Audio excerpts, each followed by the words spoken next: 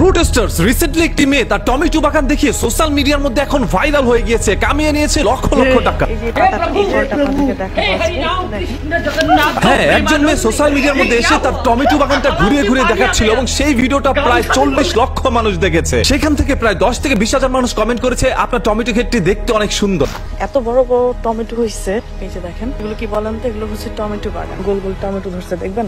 দাঁড়ান আমি আপনাদেরকে দেখাচ্ছি। আপনি একবার চিন্তা করেন মানুষের মস্তিষ্ক এখনো কোথায় পড়ে আছে। এখনো মানুষ কিন্তু টমেটো ক্ষেত দেখতে পছন্দ করছে। যখনই ওই মহিলাটি দেখলো তার টমেটো ক্ষেত দেখার জন্য 40 লক্ষ মানুষ এসে ভিড় জমেছে, তখনই কিন্তু তিনি তার লাউ ক্ষেত দেখানো শুরু করলেন। সেদিন ছিল টমেটো বাগান, আজকে হবে পেঁপে বাগান। আজকে আপনাদেরকে পেঁপে বাগান দেখাবো। যখনই ওই মহিলাটি বুঝতে পারলো যে ক্ষেত দেখাইলে শুধুমাত্র ভাইরাল হওয়া যায়, তখন ওই মেয়েটি একের পর এক ক্ষেত বাগান দেখানো শুরু করলো। রাতারাতি মহিলাটি সোশ্যাল মিডিয়ার মধ্যে তীব্র পরিমাণ আলোচনা সমালোচনার ভিড়ে পড়ে গেল। মানুষ তাকে পছন্দ করা শুরু করলো তার ক্ষেত দেখার জন্য। এরকম সাইজ আর এত সুন্দর, এরকম বড় বড় গোল গোল টমেটো গুলো দেখাচ্ছি আপনাদেরকে। তবে হ্যাঁ, কোন পুরুষ মানুষ যদি সেই ক্ষেত দেখাতে যান তাহলে কিন্তু আপনি ভাইরাল হতে পারবেন না। শুধুমাত্র এই সকল ক্ষেত দেখানোর জন্য মহিলাদেরই প্রয়োজন। টমেটো ক্ষেত, লাউ ক্ষেত, মিষ্টি কুমড়া ক্ষেত, পাতাকপি, যত ধরনের কপি আছে ভাই, সেই সকল ক্ষেতগুলো দেখাতে পারবে একমাত্র মহিলারা। ডান পাশে আছে, বাম পাশে আছে গাছে ওই যে পেঁপে। সবাই অবশ্যই জানাবেন যে আপনাদের কাছে কেমন লাগলো। মাঝে মাঝে খুব দুশ্চিন্তায় পড়ে যায় এবং মাঝে মাঝে খুব লজ্জা লাগে যে আপনারা এখন পর্যন্ত সেই ক্ষেত দেখার জন্য এত মানুষ কেন গিয়েছেন। এত পরিমাণ মানুষ ভাই আমাকে ইনবক্সের মধ্যে মেসেজটি দিয়ে বলছিল, ভাই একটু ক্ষেতটা দেখে আসেন না, কি বড় বড় সাইজের টমেটো হয়েছে। তখন চিন্তা করলাম বাড়ির পাশেই তো টমেটো ক্ষেত আছে এবং আমাদের বাজারে গেলেও কিন্তু টমেটো অ্যাভেলেবেল বাজারের মধ্যে। তাহলে 30, 40, 50 লক্ষ মানুষ কেন তার ক্ষেতটি দেখার জন্য গেল?